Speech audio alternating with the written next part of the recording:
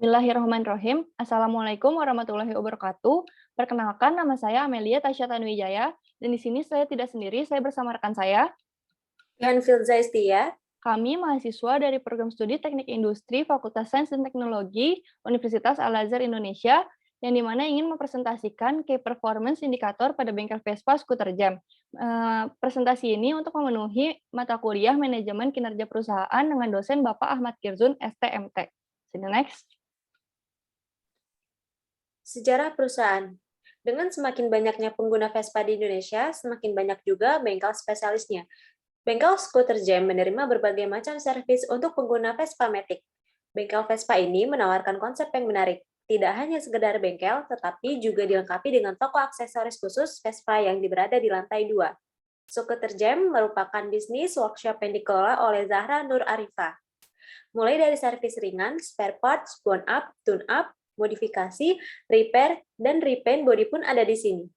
Asyiknya lagi, skuter jam menyediakan berbagai macam paket untuk servis, dengan tujuan agar memudahkan konsumen. Selain itu, konsumen bisa mendaftarkan diri sebagai member. Dengan menjadi member, konsumen mendapatkan berbagai keuntungan, salah satunya adalah potongan harga. Berikut merupakan struktur organisasi yang digunakan oleh bengkel Vespa skuter jam, mulai dari owner hingga admin marketing dan mekanik, tim kreatif dan desain. Selanjutnya ada peta strategi dengan learning and growth, yaitu meningkatkan kemampuan pegawai, meningkatkan branding, dan meningkatkan kerjasama ke berbagai pihak. Dan ada bisnis proses, yang dimana ada mencapai keunggulan operasional, mendorong permintaan penjualan, dan memperluas relasi bisnis. Dan di customer, meningkatkan kepuasan pelanggan, meningkatkan jumlah pelanggan, dan memperluas pangsa pasar. Dengan finansial, meningkatkan pendapatan, efisiensi biaya, dan mendapatkan tingkat investasi saham perusahaan. So the next. Nah, selanjutnya ada perspektif finansial, yang dimana dengan tujuan meningkatkan pendapatan, dengan sasaran strategi peningkatan pendapatan, dan strategi pegawai bekerja dengan sigap dan jujur, pelayanan yang ramah, dan juga ada ruang tunggu yang nyaman. Dengan yang kedua, ada tujuan efisiensi biaya, dengan sasaran strategi efisiensi biaya, dan strategi membeli keperluan bengkel seperlunya. Next. Selanjutnya terdapat perspektif konsumen. Yang pertama, dengan tujuan meningkatkan kepuasan pelanggan, dengan sasaran strategis peningkatan kepuasan pelanggan. Caranya yaitu ruang tunggu yang nyaman, pelayanan yang ramah, dan pegawai bekerja dengan sigap dan jujur. Kedua, meningkatkan jumlah pelanggan. Dengan sasaran strategis peningkatan jumlah pelanggan. Caranya yaitu lokasi yang strategis, promosi yang dilakukan secara konsisten. Yang ketiga, dengan tujuan memperluas pangsa pasar. Meluasnya pangsa pasar dibangun dengan cara terbangun image yang positif di masyarakat. Selanjutnya terdapat perspektif proses bisnis. Yang pertama yaitu mencapai keunggulan operasional dengan sasaran strategis keunggulan operasional dengan cara yaitu proses kerja yang efektif dan efisien. Kedua, mendorong permintaan penjualan. Yang digunakan yaitu promosi sesuai target, penggunaan berbagai macam sosial media. Ketiga, memperluas relasi bisnis. Dengan meluasnya relasi bisnis dilakukan kerjasama dengan beberapa komunitas dan juga terbangunnya image yang positif di masyarakat. Selanjutnya ada perspektif tumbuh dan belajar, yang dimana learn and growth.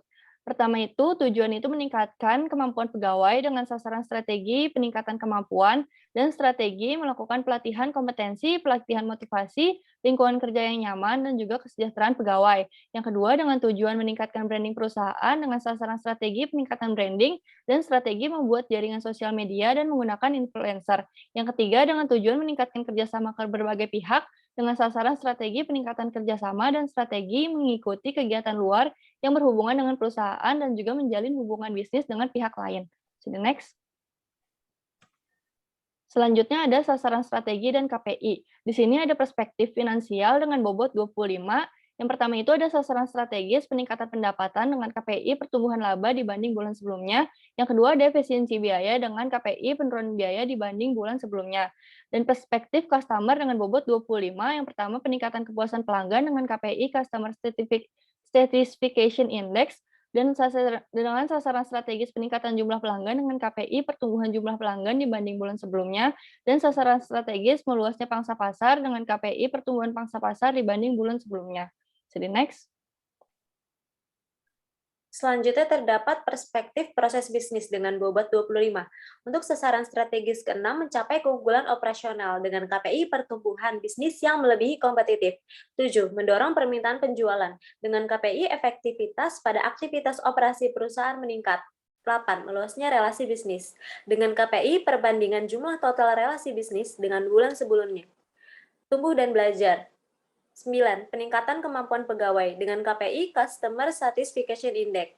10. Peningkatan branding perusahaan dengan KPI pertumbuhan jumlah dengan pelanggan dibanding bulan sebelumnya.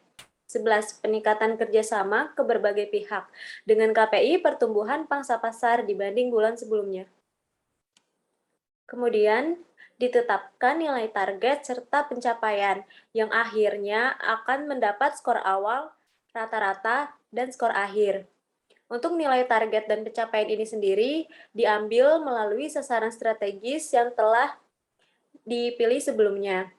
Untuk perspektif finansial dengan bobot 25, mendapatkan skor akhir 25,6. Konsumen bobot 25 mendapatkan skor akhir 22,3. Proses bisnis dengan bobot 25 mendapatkan skor akhir 25. Tumbuh dan belajar dengan bobot 25 mendapatkan skor akhir sebesar 26,9, sehingga didapatkan total Key Performance Indicator yaitu 99,8, yang kemudian didapatkan nilai skor akhir terbesar terdapat pada perspektif tumbuh dan belajar, sehingga inisiatif yang akan dilanjutkan yaitu terdapat pada perspektif tumbuh dan belajar.